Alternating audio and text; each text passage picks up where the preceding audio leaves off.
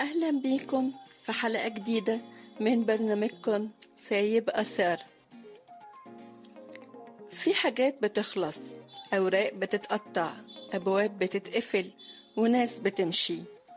بس في علاقات حتى لو خلصت رسميا بيفضل ليها صوت جواك.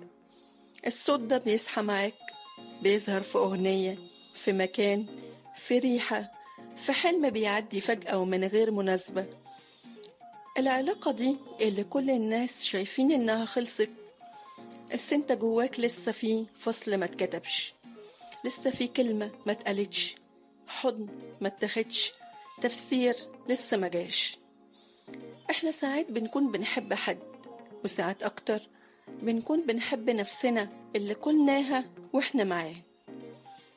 النهاردة في سايب أثر هنتكلم عن العلاقات اللي خلصت من بره بس ما خلصتش من جوه، عن الوجع اللي ملوش تاريخ انتهاء، عن المحاولة الشجاعة إنك تكمل من غير ما تنكر إنك اتوجعت. داليا كانت بتحب آدم، علاقة بدأت بصداقة وبقت حب من النوع اللي يخلي كل حاجة لها طعم. كان بيسمعها، بيشجعها، وبيخليها تحس إنها شايفة ومتشافة. طموحهم واحد، ضحكتهم سوا كانت كفاية تنسيهم تعب الأيام، وهي صدقت إن ده الحب اللي هتكمل بيه حياتها.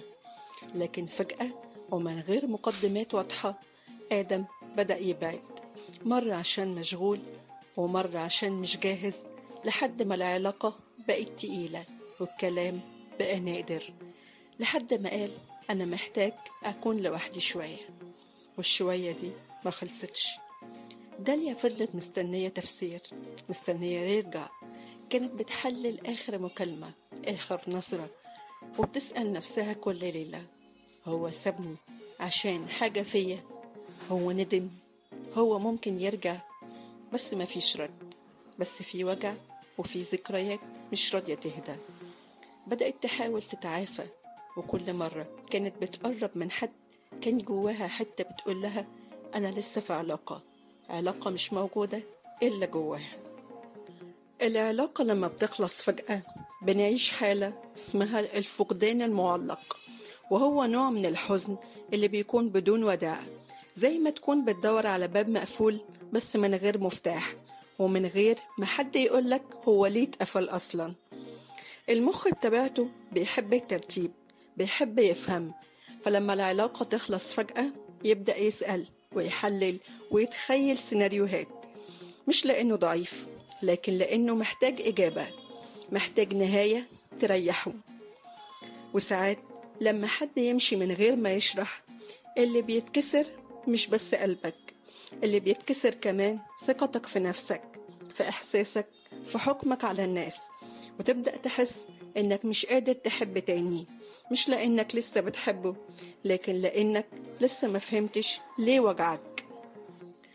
مهما طال وقت الألم، في لحظة هتلاقي نفسك بتتنفس وتقول أنا مش محتاج تفسير عشان أكمل، أنا كفاية إني كنت صادق وإني حبيت بجد، حتى لو اللي قدامي ما قدرش ده.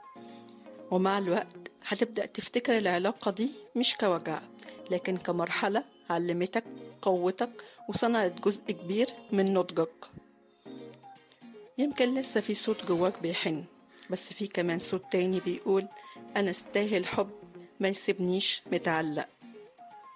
مفيش علاقة بتنتهي من غير ما تسيب أثر، لكن الأثر ده مش لازم يفضل جرح، ممكن مع الوقت يتحول لذكرى، لعلامة، لحاجة بتقولك أنا كنت هنا واتغيرت واتعلمت ولسه قادر أحب. العلاقات اللي ما بتكملش مش دايما معناها إنها فشلت، ساعات بتكون جاية عشان تفتح جوانا باب لفهم أعمق، أو تنور مكان كنا ناسيين نوصله جوا نفسنا. سؤال حلقتنا النهاردة: هل مريت بعلاقة خلصت من بره لكن فضلت مكملة جواك؟ كنت بتتعامل ازاي مع الذكرى؟ هل لقيت النهاية اللي تريحك حتى لو ما كانتش من الشخص التاني؟ شاركنا واحكيلنا، يمكن مشاركتك تكون طوق النجاة لحد تاني بيمر بنفس الوجع. كنت معاكم أنا بسمة في سايب أثر، البرنامج اللي بيفتح جوه كل حد فينا درج صغير سايب فيه وجع، ذكرى، أو حتى كلمة معرفش يقولها، بس بنفتحه سوا وبنقفل عليه أخيرا براحة. سايب أثر لأن في حاجات مش لازم نكمل بيها، لكن لازم نفهم هي ليه سايبة أثر جوانا. سايب أثر قريب لقلبك. أشوفكم الحلقة الجاية.